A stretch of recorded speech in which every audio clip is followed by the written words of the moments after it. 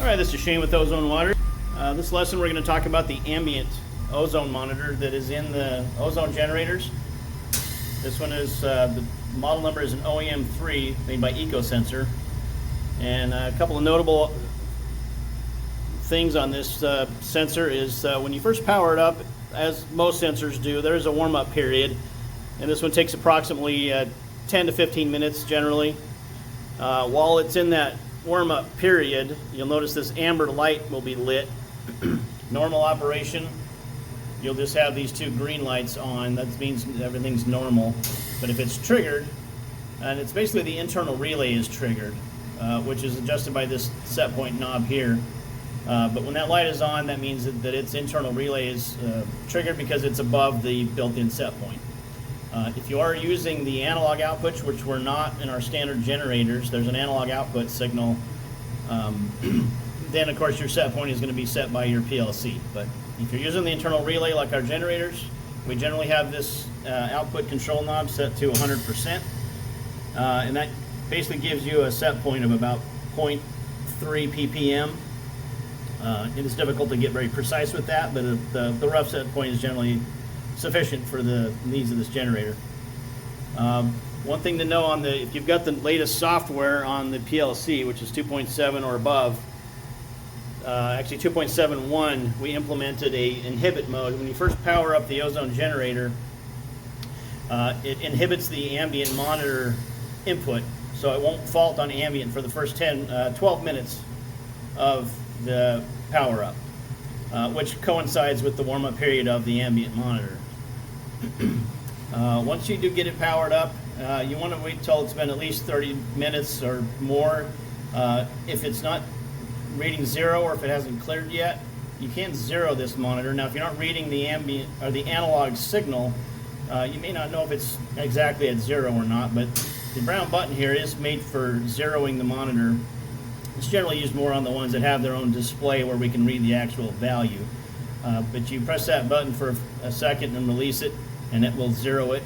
You just want to make sure that you don't do that when there is any potential of ambient ozone present or any other false contaminants in the area, such as chlorine or any other chemicals that might be in the area. If you do need to replace the sensor, this little square board here is the sensor. It does just unplug off the board. You want to be fairly delicate with it. The little sensor cable, the sensor plug, is a little bit fragile, but let me pull it off and show you.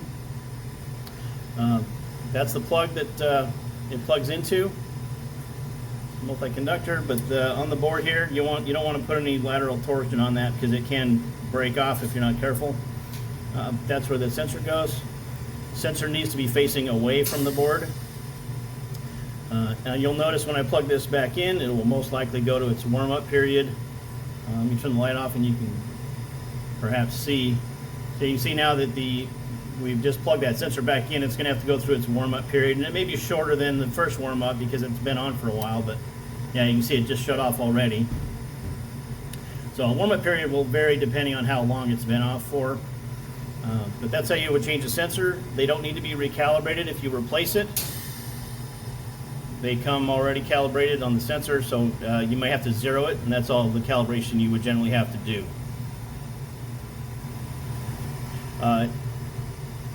If the ambient ozone is triggered after that 12 minutes, it will stop ozone production.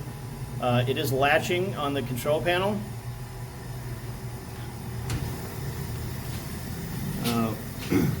You will get a message if ozone's been detected, and that could be from an external ambient, because this generator does have an external input from a secondary sensor. But if that one or the internal one, which we just did, is triggered, or it's going through its warm-up, you're going to get this message telling you you've got it's detected ambient, so you have to acknowledge it. It is latching, so you'll notice when you reset that, if the ambient ozone has gone off since you were last in front of the machine or it ran, it'll be flashing this reset button, and that indicates that the ambient is latched. So I just accidentally tapped it when I was pushing on that, but if you go to the alarm list, you will see that the ambient would still have a red light on it if it was latched, and it would also be in the alarm log. So you can see ambient latched, and then I just, of course, reset it when I touch the button. But you got the ambient fault, and there's a secondary indication for the latched, because that will stay latched until an operator manually resets it, because we don't want ambient to continue to be reset and continue to ozonate the room if there's a leak. If you have your generator tied into a central automation system, a SCADA system that's monitoring for any of these alarms such as ambient, when you do go to change your sensor, if you pull that sensor out, it is perhaps going to trigger that system if you've got monitoring in place for that. So make aware of that. Contact any of the departments that need to know about that, your LSS people or security that might be responding to alarms that go off. If you've got a remote alarm panel on your building that goes off in those events, just so that nobody panics. So as usual, if you have any questions, feel free to call our office at 480-421-2400. Talk to technical support.